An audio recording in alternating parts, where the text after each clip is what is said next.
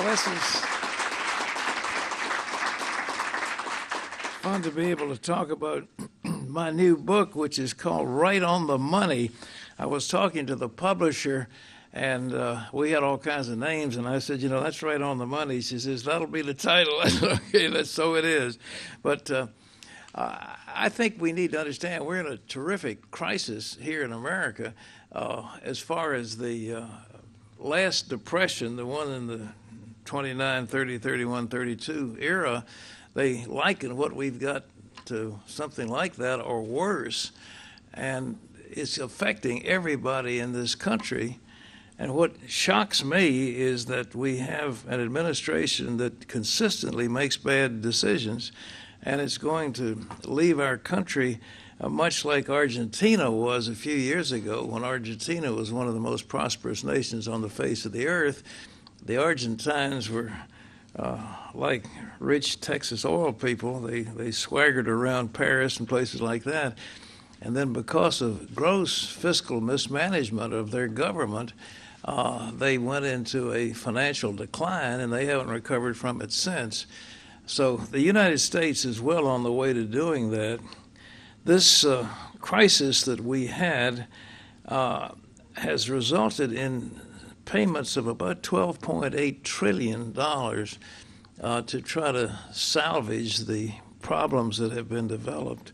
So in my book, Right on the Money, I began talking about wealth in general, and I quoted something that I find very interesting from John D. Rockefeller, who was considered at the time the wealthiest man on earth when he owned Standard Oil Company and all of its affiliates. And somebody said to him, Mr. Rockefeller, how much is enough? To which he replied, just a little bit more. And if you're involved in money, money is never enough. And so I pointed that out in this book, Right on the Money, is to begin it, to get ourselves in perspective. A man's life does not consist of the abundance of what he possesses. And there is no way that money is going to satisfy somebody. The more it is, it's just more zeros. You could add an additional zero, so what? It doesn't make you any happier. It doesn't make you any stronger. It doesn't make you live any longer. It doesn't do anything except the fact that you've got another zero in your bank balance. And so you got to add a couple more zeros, and it still doesn't mean anything. And all the toys the rich have, they have $5 and $10 and $20 million houses. They have the latest in yachts. They have the latest in high-speed $40 million aircraft and all the rest of it. Still doesn't satisfy them. So I think we need to understand when we talk about money that money does not satisfy. So that's for starters. But I think we also need to understand, in terms of finance, that the average person has got to know how to manage their money. I understand that at least 50% of the marital discord in America is caused by money problems, fights over money. How do you spend money? How do you allocate money? How do you save money? What do you do with your money? Is a very major thing. So if we can get the money matter settled among households, we can cut the divorce rate down dramatically. I think that the other thing that we're facing right now is the baby boom generation is moving into retirement. Those who were kids a few years ago are now in their 60s, and those who are in their 60s, regrettably, haven't saved money for their retirement. They have saved, on average, less than $50,000. And $50,000 isn't even enough to keep you for a whole year, much less 20 or 30 years in retirement. So they're not ready to retire. And yet, if they retire, they're thrust onto the mercy of the federal government, which has a program called Social Security. And Social Security, regrettably, is going bankrupt. And probably by the year 2019 or so, Medicare, as we know it, is going to be bankrupt, and within a few years after that, Social Security is going to be bankrupt. So we are relying on the federal government to pick up the tab for our retirement, yet we don't have the money in the retirement account to take care of us. So there's going to be a terrible shock. Now, most people were using a technique, if I can use that term, of saving money under what was called a 401k. If it's nonprofit, it's a 403 or 403b program, where they set aside a certain small amount from their paycheck each pay period, and their employer, normally speaking, matches that amount by a small amount. And over the years, that begins to grow.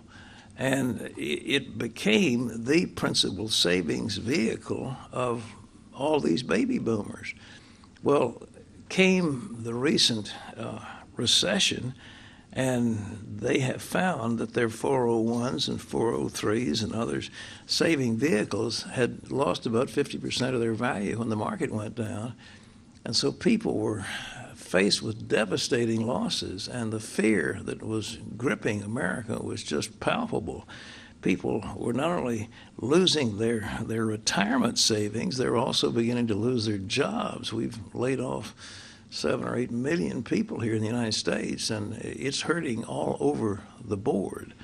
So what do we do with all that, and how do we regulate our finances so that we don't get caught in the vice that may be coming down the road?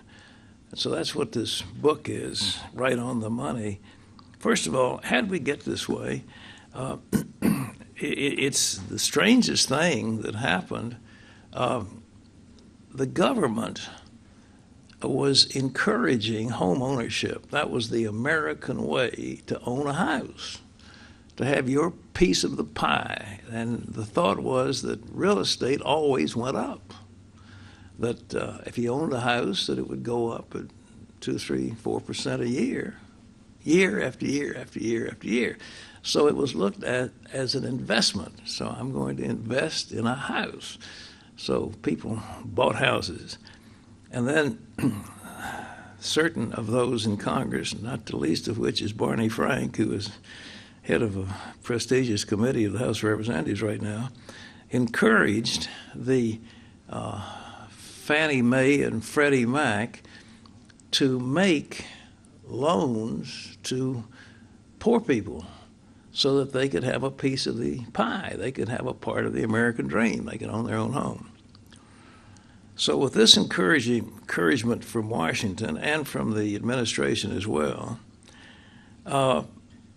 people began to apply for loans.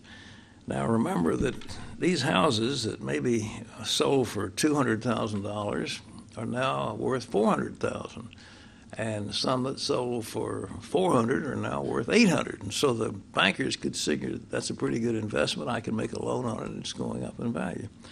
Now, loans were marketed by mortgage companies who had an incentive to place loans.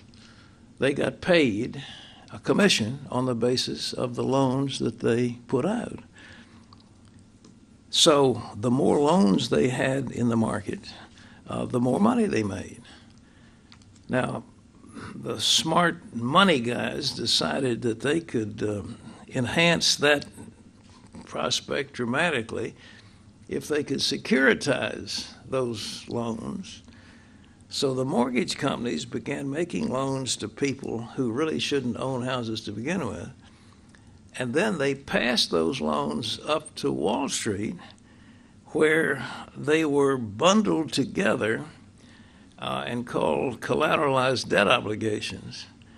And once that was done, the rating agencies came in and they said, look, these are loans from thousands and thousands of people, so they must be good. So they gave them AAA rating, which is the same rating as government bonds. And that type of rating meant they were good for investment accounts for institutions, for schools, for municipalities, for whoever would invest in money.